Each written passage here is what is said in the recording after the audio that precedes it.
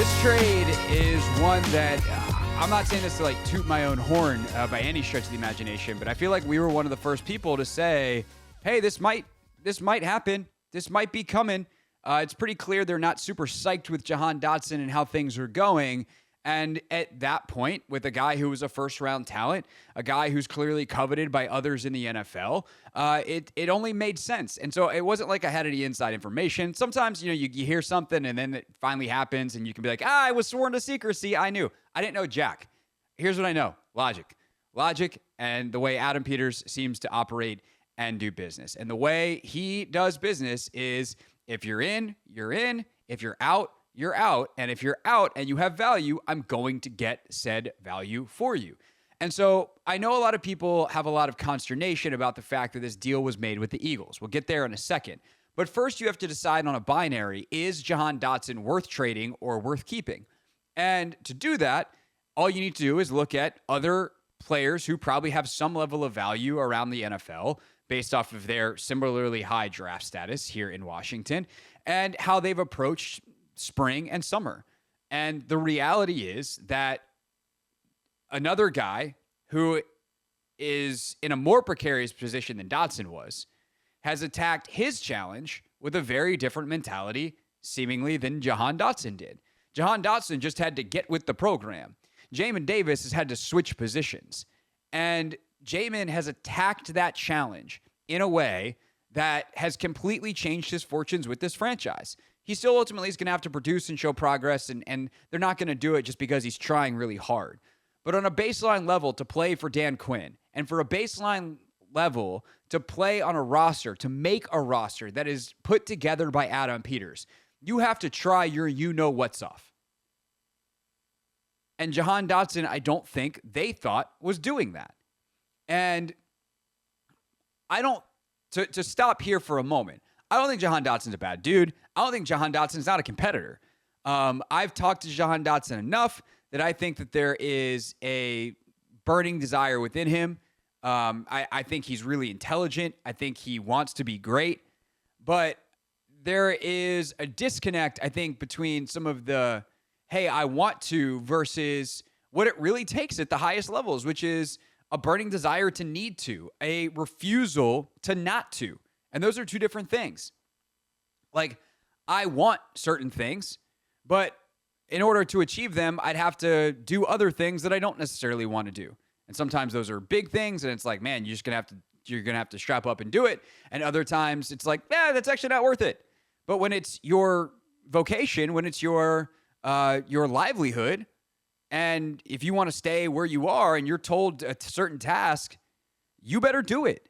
And your talent alone, especially when you were selected on talent by other people and the new people in charge may not have the same value on your talents, you better do the things they ask. And I don't have anything concrete that like Jahan did not do this drill or Jahan did not attend this meeting. I don't think it was anything that like, obstinate, anything that was that insubordinate.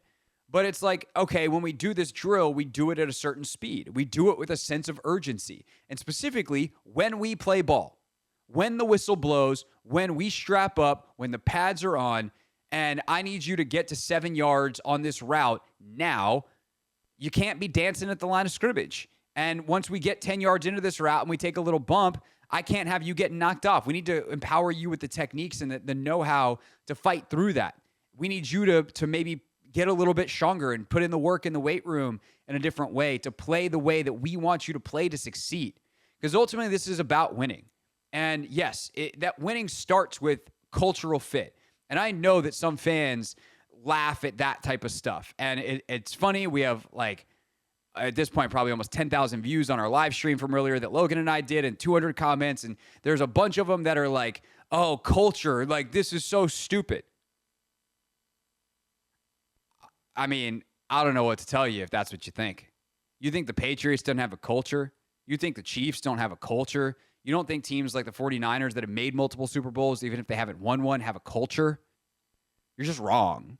The Warriors in the NBA for years, LeBron isn't an instant culture changer wherever he goes. You think these teams don't have a high standard, a way of doing things, an identity? that maximizes their talent. That's what culture is. And Jahan Dotson didn't fit the culture here. And that's okay. That doesn't mean Jahan Dotson's a bad dude or a bad player, because I think he fits in Philadelphia. He's a kind of freaky athlete. He's got outrageous catch radius for a guy his size. He's really fast. He's got like legit 4.3 speed. He's twitchy. That's what they do there. They get athletes, and some of them work and some of them don't. And I know everyone's like, oh, never pick up the phone when Howie Roseman calls. Howie's got a pretty wide swath of hits and misses. But the thing is, he's taken enough swings that the hits stack up over time. That's how they choose to go about team building. And they have been lucky up there to have guys that set their culture for a long time. And I think what's interesting about the Philly side of this, not to get too off the Washington side, but what's interesting about the Philly side is they're at a crossroads. They've always had Jason Kelce. They've always had, in this most recent run, Fletcher Cox. They had guys like Chris Long back in the day. They've had Brandon Graham. And now Graham's kind of the last of the Mohegans here. And we're going to find out if the culture was passed down through guys like Jordan Mailata. I guess Lane Johnson's still around as well. Jalen Hurts, A.J. Brown, Devontae Smith, Jalen Carter. Their next round of superstars are tasked with becoming leaders. And we're going to find out if they're up for the task or if they lost something that they just never replaced on an intangible level. And thus, all this talent that's going to collect in Philadelphia could wind up going the way of the Vince Young Dream Team. We're going to find out because, damn, they got a lot of talent. But is Nick Sirianni the right guy to put it all together? Do they have the right scheme? Do they have this? Do they have that? We're going to find out. But on the Washington side, with where they are in their rebuild, with an understanding that they need to bring in immense amounts of talent over the next, not just 1, but 2, and really 3 years. The thing that they want to establish right now is an identity level, who we are. What it means to be a Washington Commander. And it is very clear that Jahan Dotson did not fit that. Getting a third-round pick in return is a pretty nice price for a guy with 2 years left on his rookie deal, a.k.a. you have to make a decision on him after this year. Do you exercise the fifth-year option? Do you extend? Do you just play out the contract and maybe lose him for nothing? Now Washington doesn't have to deal with that. Adam Peters doesn't have to think about that. He's not all of a sudden considering, as he potentially considers a trade for Brandon Ayuk or another receiver, or thinks about that position in the long term. Am I going to have to pay Dotson? No. Maybe he already knows that he wants to pay Terry McLaurin, as his contract will probably need addressing after this season. Now, you're not worried about a logjam at that position. This is good roster management. This is good cap management. This is good asset management. This is good culture management. This is good management, period. And I'm not going to, I think I've been doing this long enough and covered enough transactions, covered enough everything that you guys should know, if you're not new to the show, that I am certainly not going to sit here and just endorse and rubber stamp every move that gets made by every executive in town. There are some that have made no sense. There are some, even with some franchise stalwarts, going back to like a Bradley Beal, that I'm like, this is nuts. This one, not that hard. Frankly, it's just not that hard. And I say that as a guy who likes Jahan personally, who likes him as a player, but he does not fit what Washington wants to do. And as a team that has established themselves as one that wants to build in the draft to acquire a third-round pick next year and 2 sevenths, which can be tacked on to something else to help you move around, that is good business. The other part of this, though, is the inivision part. And I'm going to put this as plainly as I can. I don't care. And I don't care because I don't think it matters. Yes. Are you going to have to face Jahan Dotson directly twice a season? Yeah. Clearly, you don't think that that's that scary, because if you thought he was an incredible football player that you couldn't bear staring or facing twice a year, you probably are not trading him. But let's say even they say, hey, like, look, Jahan, he doesn't fit with us, but like we know he's a good football player. There's a reason Philly wants him. We get it. All you should be concerned about as a general manager, and I think Adam Peters is about as good at this as anyone. There are others who are certainly right there with him, but Adam, none finer than keeping his eyes on his own paper. Your concern as a GM is to make your team in any sport as good as possible. The reasons are many, but the number one is everyone else is unpredictable. And by the way, so are you. So are you. Because what happens if you trade Dotson? I'm not wishing this. Knock on wood, this does not happen. I would like the Commanders to beat Jahan Dotson and the Eagles twice this year. But what if Jahan gets an injury in his second practice in Philadelphia? Well, now you don't have to face him twice a year. Like, you don't know. And so all you can do is make sure that if there are opportunities that come your way as a football team, as a basketball team, as a baseball team, as a hockey team, as a soccer team, as whatever, that your team is as good as possible and as ready as possible to take advantage of them. You cannot worry about other teams. And if what you're doing is so impactful to another team that it's like, oh, we can't possibly do that for them, then you probably shouldn't be making the trade in the first place. The asset that you have is too valuable to be traded.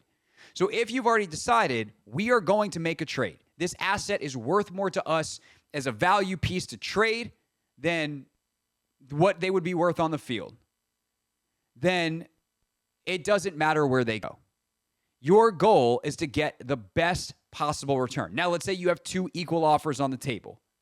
Would you not trade that in division? Yes, because clearly the other team wants something too. And why would you make one of your rivals better if everything else is equal?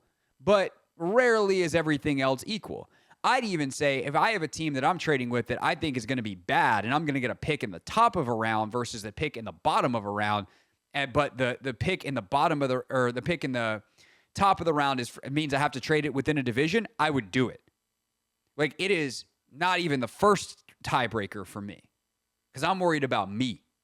I'm worried about my team if I'm Adam Peters. I'm not worried about what Howie Roseman is doing in Philadelphia. Yes, we have to play them, but the other thing is specific to Washington and Philadelphia and less hypothetical and more in the here and now is they're on different timelines. And if you can make yourself better when you want to be good in the future and you help them right now, like, okay, you were a good trade partner. And I remember talking to Will Dawkins about this summer on the Wizards side of it with the Porzingis trade. And I was like, well, did you care that, like, you were going to get bashed because not that you handed the Celtics a title. Turns out he played a pretty darn big part, but the Drew Holiday trade, et cetera, like, they didn't know at the time that was going to happen. But, like, did you care that people were going to be like, you made Boston so much better? He's like, no, we want to make Boston better. Otherwise, why would they ever want to do business with us again? I'm concerned about the best deal I can get for me on my timeline. And if it helps them right now, duh, because it's going to help. Like, why else would they be making the trade? Teams don't make trades out of the goodness of their heart. And what you want to establish yourself as a general manager in the league is someone who's willing to do a good trade. Someone who genuinely is someone you can call. And it's like, hey, I've got this thing that I think can help you. You've got this thing that can help me. Can we come up with a deal? That is a good reputation to have in the NFL. And yes, has Howie Roseman probably at times gotten the better of GMs in trades? Sure. But I also think sometimes the Howie Roseman Eagles narrative is a little overstated because what Howie's doing and how he has done in the draft, for instance, is he takes players a lot of the draft people like. And so if draft media is like, oh, that's my favorite guy in the draft, Howie Roseman, the Eagles, A+ again. And it's like, okay, yeah, sometimes that's worked out really well. Sometimes it hasn't.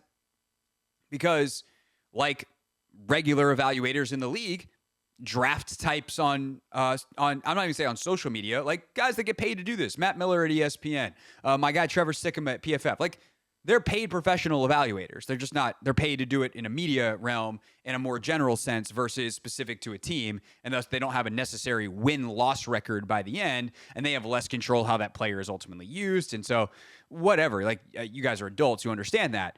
But sometimes you're right and sometimes you're wrong. But on draft day, the Eagles get great grades because Howie Roseman's evaluations seem to be very in line with a lot of the media types. They seem to value a lot of the same things. And it's in part because they like we all love the freaky athlete, the 4.39 speed defensive end. It's like, oh yeah, he's 239 pounds too. We'll figure it out. We'll see. We'll see if Nolan Smith is good for Philly this year. Everyone loved the Jalen Carter pick, but there's a lot of teams that were like, well, we don't know what this legal situation. Howie was like, I don't care. Easy easy A+ on the grade. And so just because it's in the division, just because it's Philly, just because it's that, it doesn't matter if it works out for Washington. Because let's say next year they go into that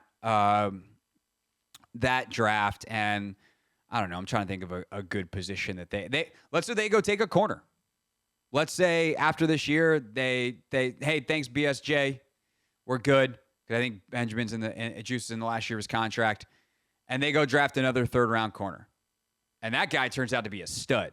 That guy turns out to be Dan Quinn's next Richard Sherman. That guy worth Jahan Dotson? Hell yeah, he is. They go draft a safety. They go draft a linebacker. They go draft a whoever it is. Next year, with that third-round pick that has a gold commander tag, that is a stalwart for this team, that's how this team wants to build, is through the draft. And so if you're Terry McLaurin, if you're John Allen, and you get your marching orders from the new crew, and you're like, hell yeah, let's go. If you're Jamin Davis and you're told, hey, you're a defensive end now, I need you to attack this with relentless pursuit, with just an absolute animalistic type of enthusiasm. If you're Cole Turner and you're told, hey, man, we watched your tape, we like your traits, but we don't think you play very hard. You're going to have to play hard to make this team. And you come out every single practice and you play like your hair is on fire. That's how you make the Commanders now, especially this year, when they're trying to establish who they are for the next decade. And Jahan Dotson didn't do that. And once you make that determination, it doesn't matter where you send him. Because what you get in return is the most important thing. And I have no doubt that Adam Peters didn't take some inferior deal from a division rival just to move off a player. No, he took a deal that he liked, and a third-round pick, along with the other draft compensation swaps, certainly is a fair trade for Jahan Dotson. This is the Hoffman Show on the Team 980 and the Odyssey app.